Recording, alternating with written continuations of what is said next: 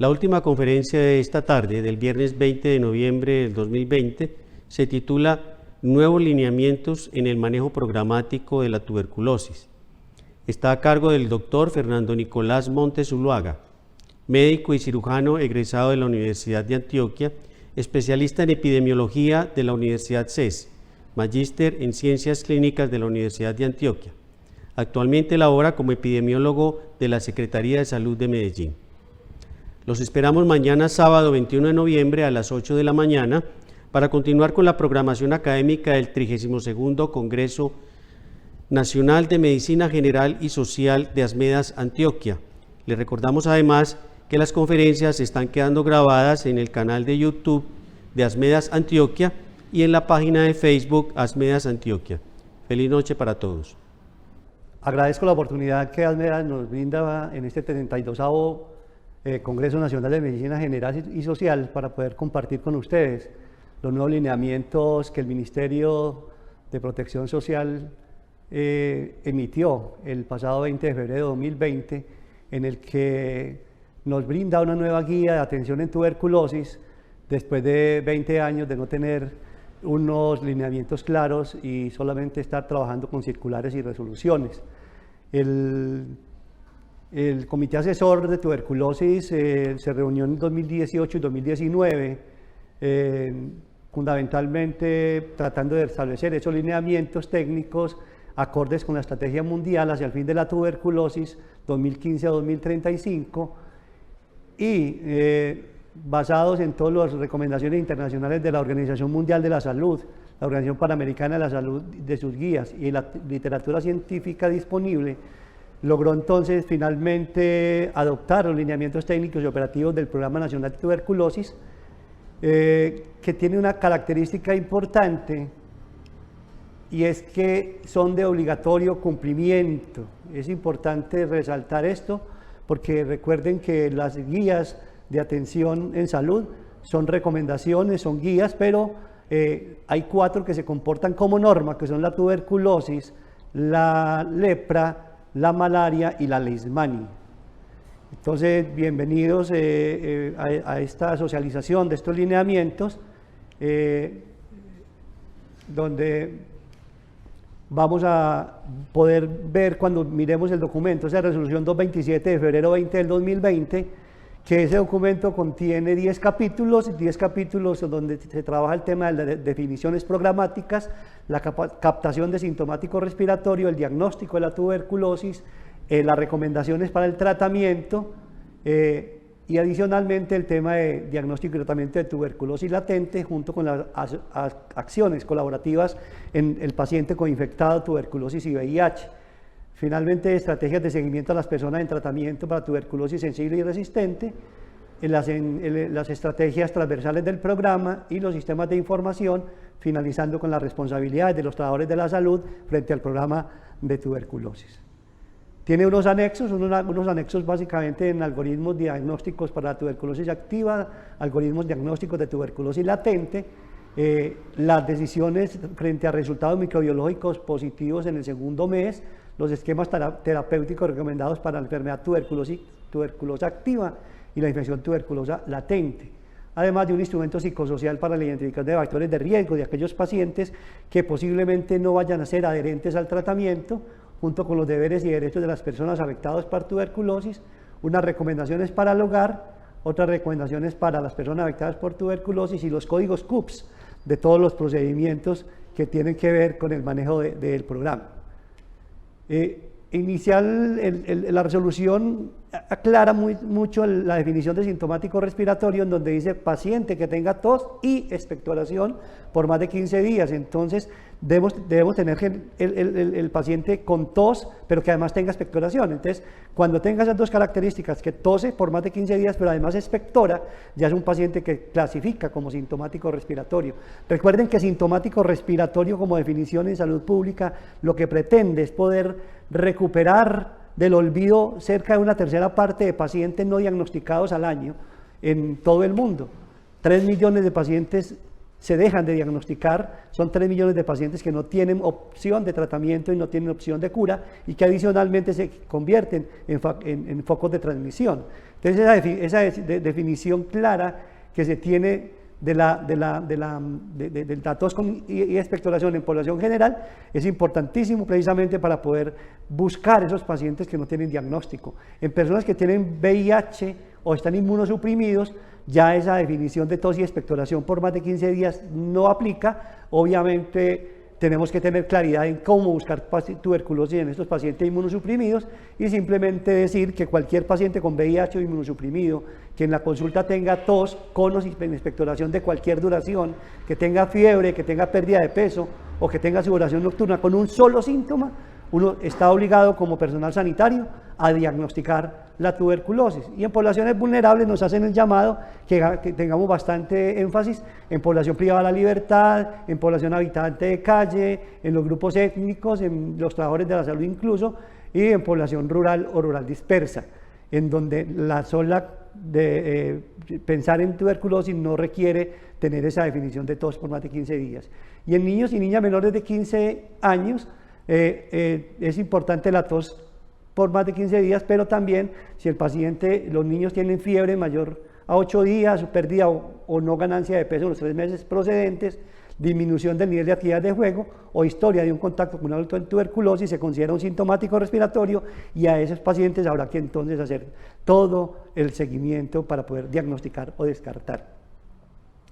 Importante la captación de sintomático con esa carga administrativa que se tenía anteriormente, que a las instituciones de salud las medían con ese compromiso en buscar sintomáticos respiratorios, con el 5% de las personas que consultaran de primera vez en el año y que hubiera mayor de 15 años, lo bajaron a 2.5%, o sea, disminuyeron a la mitad esa meta para poder nosotros evaluar ese compromiso que tienen las instituciones de salud para buscar pacientes con tuberculosis.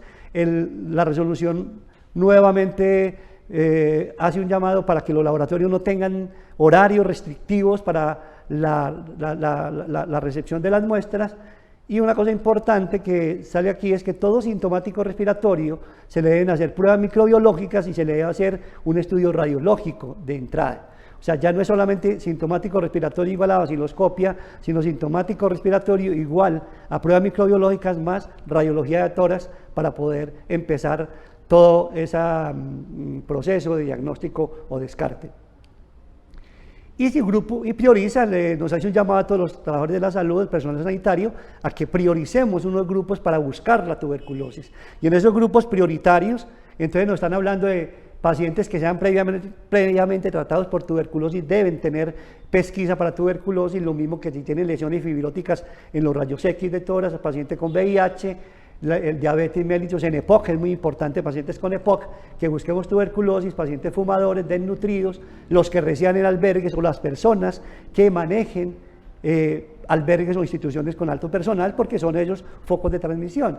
Pacientes con gastrectomía y derivación de ayuno ileal se ha visto que tienen más riesgo de desarrollar tuberculosis que el que no lo tiene, los alcohólicos, los que abusan de las sustancias psicoactivas, pacientes de falla renal crónica, los pacientes en tratamiento inmunosupresor, los mayores de 65 años, los pacientes en instituciones mentales, las privadas de la libertad, y personas que acuden a instituciones para atención de VIH, centros oncológicos y diálisis. O sea, todo este personal es un personal que tiene mucho más vulnerabilidad y mucho más probabilidad de tener tuberculosis, por eso en ellos hay que extremar esa pesquisa para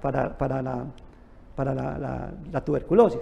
Y específicamente en personas con VIH, como decíamos, realmente no tenemos que esperar la tos y la expectoración por más de 15 días, sino siempre con cualquier contacto con paciente con VIH en la consulta, preguntarle si ha tenido fiebre, si ha tenido tos, pérdida de peso, sudoración nocturna, porque si no la tiene un valor predictivo negativo de 97.7, es casi con seguridad, no tiene tuberculosis y no tiene ninguno de estos síntomas. Entonces, por eso es tan importante indagar por ellos, independiente de la tos. Y en población privada de la libertad lo que plantean es que ojalá las instituciones penitenciarias realizaran un examen de ingreso en donde tuvieran en cuenta descartar o confirmar tuberculosis, buscar siempre en las consultas de estos pacientes la tuberculosis, y cuando vaya a salir del establecimiento penitenciario por traslado de excarcelación, tratar nuevamente de indagar esa situación. El diagnóstico entonces va a ser todo sintomático respiratorio, requiere pruebas microbiológicas y estudios radiológicos. Entonces el diagnóstico va a ser microbiológico y clínico apoyado en unos criterios que son el radiológico, el de nexo, el estudio histopatológico, prueba de tuberculina, adenosina y ensayo de liberación de interferón o IGRAS. En el estudio microbiológico, los exámenes son la baciloscopia, el cultivo y la prueba molecular. Muy importante entender que la prueba molecular en estos momentos es la prueba de oro para poder empezar a hacer diagnóstico de tuberculosis. Entonces nosotros vamos a tener las muestras, como decimos, baciloscopia, cultivo, prueba molecular, y esa muestra va a ser básicamente el esputo. Esputo que puede ser esputo espontáneo o inducido, o por fibrobroncoscopia o lavado broncoalveolar, o por aspirado de jugo gástrico o lavado gástrico. La baciloscopia se ha dicho siempre, si la primera es positiva, no se requieren más, y en estos momentos la baciloscopia, que la hemos tenido siempre como criterio de elección para el diagnóstico como de primera línea, realmente se convierte como el elemento que nos va a servir mucho para el control del tratamiento. O sea, no va a ser la prueba de elección para diagnóstico, sino para poder evaluar la evolución bacteriológica que el paciente tiene durante su tratamiento. Entonces, inicialmente, la baciloscopia va a seguir siendo el criterio inicial de diagnóstico, pero debe ser paulatinamente reemplazada por la prueba molecular, y adicionalmente el cultivo, que generalmente lo hacemos en medio sólido, lo vamos a seguir haciendo por medio líquido. Este es un gráfico donde simplemente están hablando de cuáles son las pruebas que se deben hacer con los pacientes, y están diciendo población sin condiciones especiales, población general, la baciloscopia como un asterisco como criterio diagnóstico, pero solamente cuando no esté disponible la prueba molecular. Y en estos momentos, y vamos a ver enseguida, la prueba molecular no puede ser una disculpa no tenerla disponible en el sitio de residencia del paciente o en el sitio de atención del paciente, porque las aseguradoras tendrán que disponer disponer en la ruta de recepción de todas estas pruebas, incluyendo la molecular como primera opción. Importante que la baciloscopia, cultivo, prueba molecular y pruebas de sensibilidad a fármacos no requieren autorización previa por parte de la aseguradora, aunque muchas aseguradoras tengan administrativamente unos procesos en donde se requiere de pronto pedir como cierta autorización. La idea es que nadie tenga que esperar que alguien de una administradora autorice estas pruebas, sino que pueden ser pruebas que deben ser automáticamente autorizadas, y que la contratación para el procesamiento realmente se esté garantizado, ¿cierto? En esa toma y envío de muestras en un transporte tendrán que mirar cuál es la mejor opción, de tal forma que cuando se soliciten las pruebas, el tiempo de respuesta en los resultados realmente sean los mínimos. La radiografía de tórax, ya sabemos que la radiografía de tórax ayuda un poquito a fortalecer el diagnóstico, pero una radiografía anormal nunca diagnostica tuberculosis. Es útil, pero no confirma. El criterio epidemiológico es cuando una persona tiene síntomas de tuberculosis y además tiene un antecedente de contacto con otra persona confirmada por tuberculosis. Eso ya lo consideramos como un nexo epidemiológico, y la tuberculina, la PPD y el ensayo de liberación de interferón, el IGRAS o el TB Spot, pueden ayudar al diagnóstico. Nos dicen que es infección, pero realmente tampoco nos da diagnóstico. Nos da infección tuberculosa latente, pero no nos da diagnóstico. Otra ayuda es la adenosina, especialmente en todos esos derrames serosos, pleurales, meníngeos, y que siempre se debe acompañar de cultivo, y la histopatología cuando nos informen que hay necrosis de granulomas con necrosis de calcificación y sin Nielsen positivo. En los menores de 15 años realmente se tiene que hacer lo mismo, pero si los niños expectoran inmediatamente, si son menores de 15 años, si están expectorando, nosotros no tendremos que recurrir a otras técnicas para obtener la muestra, como el esputo inducido, o como el lavado broncoalveolar, o como el lavado o aspirado gástrico. Simplemente, si el pacientico es capaz de expectorar, se recoge la muestra como en cualquier persona y solamente estaríamos teniendo las otras alternativas de aspirado gástrico o aspirado o lavado gástrico con los pacientes que no expectoran, prefiriendo el esputo inducido porque tiene menos trauma frente al tema de la internación por 3 días, el tema de todos los costos administrativos que requiere esa internación. El esputo inducido sí es mucho más fácil, se realiza en minutos y se puede entonces dar el mismo rendimiento que un aspirado lavado gástrico. En esta resolución se definen los casos, entonces simplemente hay una definición de caso que es confirmado bacteriológicamente o confirmado por clínica. Simplemente la confirmación bacteriológica es detectar el microbio, el bacilo de Koch, la Mycobacterium tuberculosis en las pruebas, ya sea PCR, ya sea cultivo o incluso la baciloscopia. Esa es la diagnóstico de un paciente con tuberculosis bacteriológicamente confirmado, y paciente clínicamente confirmado es aquel que, a pesar de que las muestras son negativas, todas las pruebas de laboratorio son negativas, hay una decisión médica de iniciar tratamiento, porque el médico cree que tiene tuberculosis, aunque los reportes de laboratorio no le digan que realmente existe la enfermedad, pero la sola decisión clínica de iniciar tratamiento ya lo considera en un caso clínicamente confirmado. Y hay otras clasificaciones de casos dependiendo de la distribución anatómica. Va a haber tuberculosis pulmonar o tuberculosis extrapulmonar, siendo la extrapulmonar incluyendo la pleural y las linfadenopatías intratorácicas, ¿cierto? En la pulmonar, cuando nosotros tenemos un paciente que tiene las manifestaciones clínicas, pero tiene una radiografía normal, pero la tuberculosis es laringea o miliar, realmente nosotros lo vamos a clasificar como pulmonar. Y cuando tenemos las dos clasificaciones, tenemos un paciente con tuberculosis pulmonar, pero además tiene una biopsia y un ganglio con tuberculosis ganglionar, o tiene una adenosine-deaminasa en el líquido pleural positivo, nosotros lo vamos a clasificar como pulmonar, desconociendo la otra forma extrapulmonar. Si se clasifica por historia del tratamiento, entonces va a ser un paciente nuevo o un paciente previamente tratado, nuevo cuando nunca ha recibido tratamiento o lo ha recibido por menos de un mes para fármacos antituberculosos, y previamente tratado cuando lleva más de un mes que haya recibido medicamentos antituberculosos. Y el estado serológico del VIH, el paciente va a tener o VIH positivo o VIH negativo. Siempre debemos tratar de buscar tener ese dato de la coinfección. Cuando no tengamos posibilidad, pues el paciente se clasificará como paciente con tuberculosis y un estado de VIH desconocido, pero por norma todo paciente con tuberculosis debe tener prueba de VIH para confirmar o descartar la coinfección. Y el perfil de resistencia, entonces vamos a tener pacientes que tienen monoresistencia a los medicamentos cuando tienen resistencia a un solo medicamento, o polirresistencia cuando tienen más de 2 medicamentos resistentes que no incluyan isoniazida ni rifampicina, y multiresistencia cuando tienen más de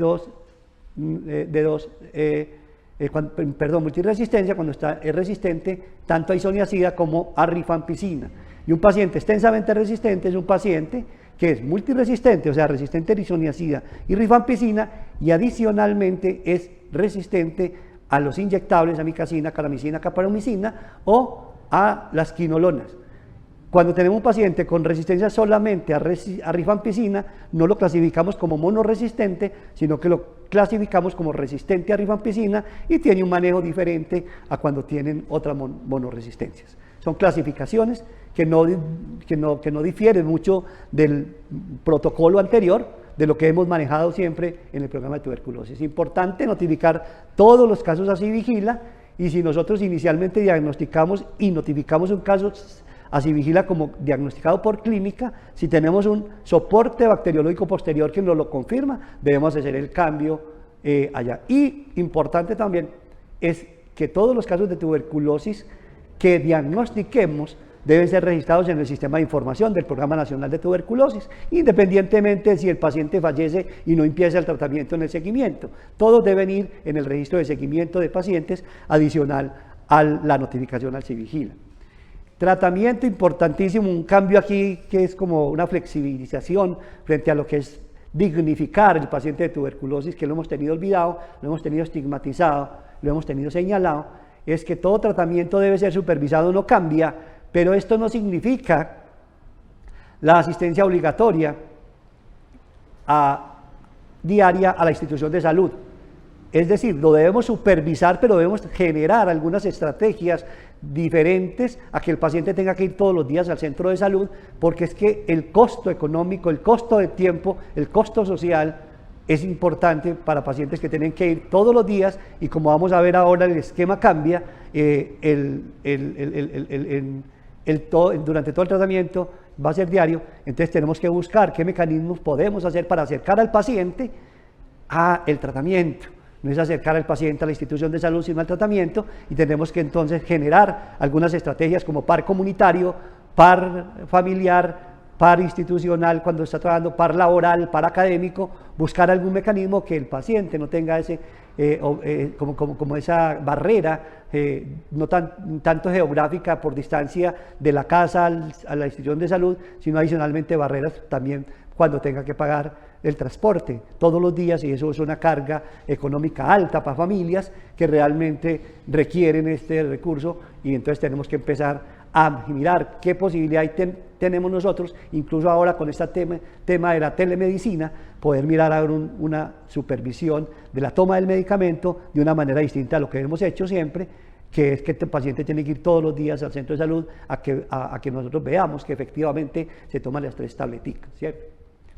Importante formular el tratamiento según el peso y ajustar la formulación de acuerdo al cambio de peso. Si el paciente va mejorando de peso, va cambiando de la escala, se debe adicionar la dosis. Los paraclínicos que tenemos que tener al ingreso del paciente son las pruebas del VIH, función renal y hepática, hemograma, glicemia y prueba de embarazo en mujeres en edad fértil. Importante aquí también es que estos paraclínicos al ingreso se deben hacer en todos, pero ya el control lo debe definir el médico, qué exámenes puede pedir durante todo el seguimiento al tratamiento. Y también refuerza mucho el concepto de la valoración integral por nutrición, trabajo social y psicología. Realmente, cuando nosotros hemos visto que el paciente en el programa de tuberculosis tiene este soporte psicosocial, la probabilidad de adherencia es mayor y la probabilidad de curación es mayor. Entonces es importante trabajar mucho con las aseguradoras para que los contratos con los prestadores incluyan esa atención integral del paciente con tuberculosis, que incluya todo el aspecto de los profesionales psicosociales.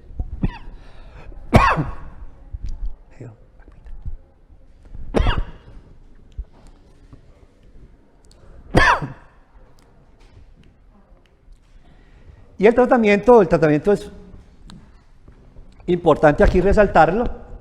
El tratamiento se va a dar por rango de peso de 25 a 39 kilos, de 40 a 54 y de 55 kilos en adelante, en donde tenemos una fase intensiva diaria con 56 dosis, son los 2 meses que siempre hemos manejado, diaria por 56 dosis, con rifampicina, isoniazida, piracinamida y tambutol, a razón de 150 miligramos de rifampicina, 75 de isoniazida, 400 de piracinamida y 275 miligramos de tambutol. Eso viene en dosis fija combinada, no hay necesidad de uno imaginarse, simplemente peso del paciente, la dosis fija combinada, le damos 2, 3 o 4 tabletas, y el cambio drástico que hubo aquí ya en esta nueva versión es que la fase de continuación es diaria, ya no es interdiaria, ya no es martes, jueves y sábado, ni lunes, miércoles y viernes, sino que es todos los días, porque la dosis, la concentración de las tabletas que vienen, ya vienen con isoniazida a la mitad. O sea, ya no tienen rifampicina 150, isoniazida 150, sino rifampicina 150 e isoniazida 75 miligramos. Importante tener en cuenta eso. Lo mismo pasa con las dosis en niños, que van a estar dadas fundamentalmente por el rango de peso. En la fase intensiva también con rifampicina, isoniazida de tambutol, 50-150 y tabletas de tambutol por aparte, que se dan en esa escala que no debemos tener siempre pendiente cuando vamos a iniciar un tratamiento, con una fase de continuación también diaria. La duración, dependiendo de la condición del paciente, vamos a tener los esquemas de 6 meses, que nos da 112 dosis en la segunda fase, para población general, embarazo, diabetes y VIH que tengan tratamiento antirretroviral.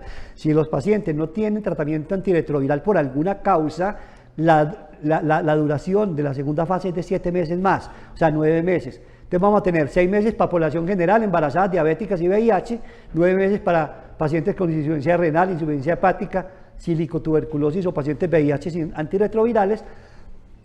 Y de 12 meses vamos a tener para los pacientes que tengan tuberculosis miliar, meningia u ósea.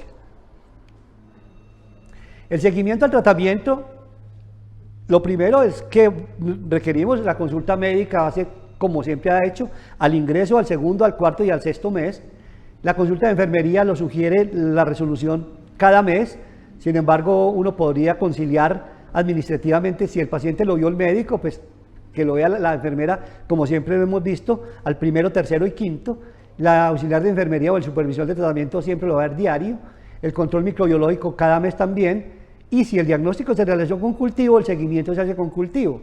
En las formas extrapulmonares que no tuvimos cultivo, el seguimiento es clínico. Exámenes de seguimiento si el médico lo considera pertinente, y la prueba del embarazo si hay indicación, como dijimos. En población viviendo con el virus,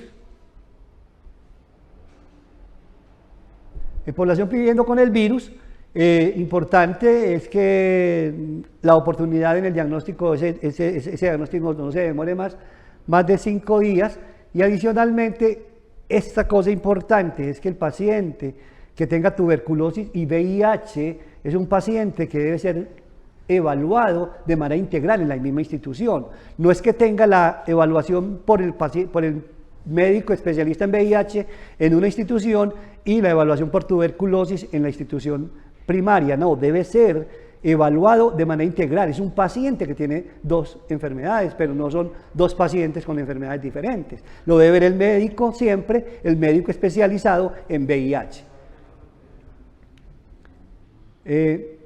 Aquí vamos un poquito, el paciente va a terminar entonces cuando egrese con cualquiera de estas condiciones. Va a salir curado cuando el paciente, siendo baciloscopio cultivo positivo al primer mes, al final del tratamiento es negativo. Tratamiento terminado es ese mismo paciente que tenía baciloscopio cultivo positivo, pero que al final no se le hizo prueba bacteriológica y se tomó los medicamentos, se alivió, pero no tenemos soporte bacteriológico, lo sacamos como terminado. Fracaso cuando el paciente tiene baciloscopia o cultivo positivo al 4º mes o después. Muerte cuando se muere por cualquier causa. Pérdida de seguimiento cuando no vuelve más de un mes al tratamiento. No evaluado cuando realmente no sé qué pasó con el paciente. Y el tratamiento exitoso siempre ha sido el paciente curado y tratamiento terminado. En tuberculosis latente, importante resaltar que hay grupos prioritarios para tuberculosis latente para buscar tuberculina. Personas que viven con VIH, niños menores de 5 años en contacto con pacientes con tuberculosis, personas que vayan a iniciar tratamiento con terapia biológica para enfermedades inmunes, pacientes con insuficiencia renal crónica sometida a diálisis y personas que se preparan para recibir trasplantes, órganos hemáticos. Esas personas van a tener pertinencia de realizar tuberculina para determinar tuberculosis latente. Recuerden siempre descartar tuberculosis activa antes de empezar tratamiento para tuberculosis latente, y este es el tratamiento para tuberculosis latente. Siempre solicitar rayos X de tórax antes de iniciar el tratamiento. Vamos a tener 2 esquemas de tratamiento, un esquema de tratamiento como siempre que lo hemos hecho con isoniazida, que va a ser diaria por 6 meses, o sea, ya bajamos del 9 a 6 meses, y otra con rifapentina isoniazida por 3 meses, que sea semanal. Son esquemas que está ofertando el programa de control de tuberculosis a nivel del ministerio y que nosotros podemos empezar a manejarlo. En las instituciones de salud, utilizar mascarilla N95, mascarilla quirúrgica para todo sintomático respiratorio o paciente con tuberculosis, la etiqueta de tos, higiene de manos, aislamiento, y minimizar el tiempo de estancia en los servicios de salud es importante. En el hogar es importante que no se requiere separar cubiertos ni otros utensilios personales, restrinja la visita a menores de 5 años y personas inmunosuprimidas al menos durante los primeros 15 días de tratamiento, cubrir boca y nariz con pañuelo al toser, higiene de tos, lavarse las manos, lo que estamos haciendo ahora con COVID y que debe ser una práctica que se quede por vida, uso de mascarilla quirúrgica los primeros 15 días de tratamiento, alimentación adecuada y el apoyo de amigos. Y finalmente vamos a hablar de la tuberculosis resistente, 2 cositas. La primera es que la tuberculosis fármaco-resistente ya tiene, se debe garantizar la atención integral y tratamiento directamente observado domiciliario o hospitalario si se requiere. que todos los casos con farmacoresistencia deben ser presentados ante el comité de expertos regional en casos especiales de tuberculosis, el CERCET. Todo paciente con farmacoresistencia debe ser presentado en este comité y las aseguradoras deben garantizar que se sigan las recomendaciones de este CERCET para el manejo del paciente. Estos son los dos esquemas nuevos, el esquema largo, que el esquema largo son de 18 a 24 meses. Lo que cambia es que ya no hay aminoglicósidos, ya no tenemos aminoglicósidos, ya tenemos bedaquilina como esquema. Tenemos 6 meses de levofloxacina, linezolid, bedaquilina, clofazimina, y 12 a 14 meses con levofloxacina, linezolid, clofazimina. Y en menores de 6 años le quitamos la bedaquilina y simplemente le adicionamos cicloserina. Entonces los niños menores de 6 años van a tener ese esquema largo, pero los esquemas largos en tuberculosis resistente ya no van a ser con aminoglicósidos que tienen tanto problema. Y hay un esquema corto que ya son una bendición para los que sufran tuberculosis farmacoresistente, que va a ser más o menos de 9 a 12 meses. Esos pacientes, lo que se pretende es que teniendo el aminoglicósido y la quinolona, le estamos ofertando la clofazimina, la tionamida, la piracinamida y la isoniazida, pero la clofazimina junto con la moxi y la micacina. Entonces son esquemas cortos de tratamiento, esquemas cortos que deben ser siempre con unos lineamientos, con unos criterios de inclusión muy precisos, que para efectos de la charla realmente cuando tengamos pacientes con tuberculosis farmacoresistente, estamos diciendo ese paciente debe ser visto por un comité de expertos que tenemos en todos los territorios. Simplemente con las direcciones locales se contactan para poder presentar el caso a ese comité de expertos, que ellos nos van a dar las recomendaciones. Finalmente, todos tenemos que estar unidos para poner fin a la tuberculosis. Si buscamos, encontramos; si encontramos, tratamos; si tratamos, curamos; y si curamos, evitamos la muerte y la transmisión, que es lo que nosotros queremos. Acabar con la tuberculosis es tarea de todos. Esperemos que todos nos comprometamos frente a esa búsqueda del paciente que está sin diagnóstico, frente a darle tratamiento al que encontremos, adherirlo al tratamiento para curarlo, y finalmente, cuando se cure, no vamos a tener quien transmita. Muchas gracias.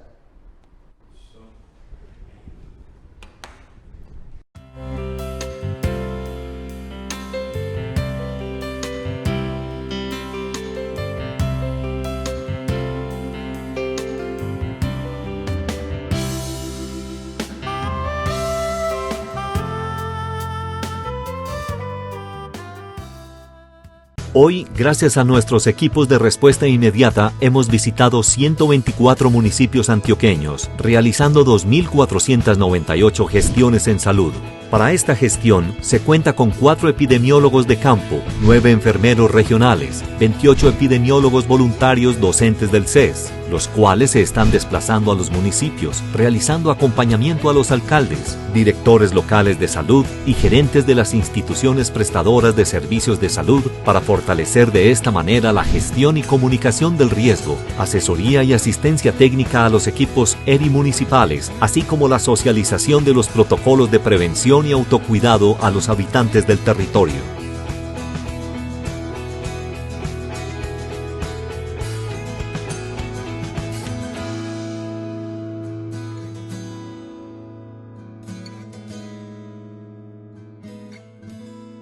Unidos. Gobernación de Antioquia.